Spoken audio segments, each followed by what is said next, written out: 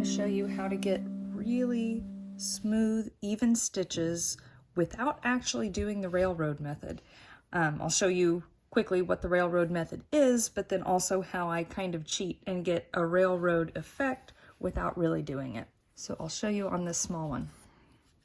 This is a needle minder. It's a little magnet that clips on your hoop and helps you from losing your needle when you're setting it down for a second. So super handy, highly recommend needle minders. This one is a little teensy pie from my friend's Etsy shop.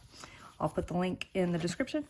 So railroading, you take the tip of your needle and split it in between the two strands of floss so that when you pull it through, there's no way that those strands can crisscross each other.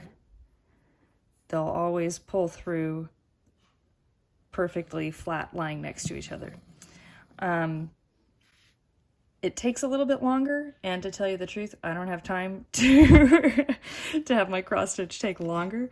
So my trick to get the same effect but faster is keeping an eye on how twisted my thread gets. So as you stitch up and down through the fabric, your thread will over time get a little bit twisted. So whenever I'm pulling through, instead of bothering to split that with my needle, I just keep an eye on, is that thread there getting twisted? See the little crisscrosses in the thread? I used to wait until it was so twisted it would kind of twist up on itself, and then I would, let it hang down and then keep going. But if you're letting it get that twisted, your stitches are gonna look kind of lumpy and uneven. So I always, basically every stitch I make, I roll the needle in my hands just like a quarter turn. Not much, just like boop, just a tiny bit.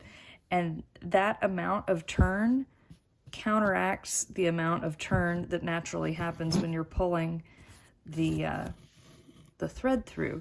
So if you notice, I'm just looking at, see how right here this is getting kind of twisted? So I'll roll my needle, untwist it,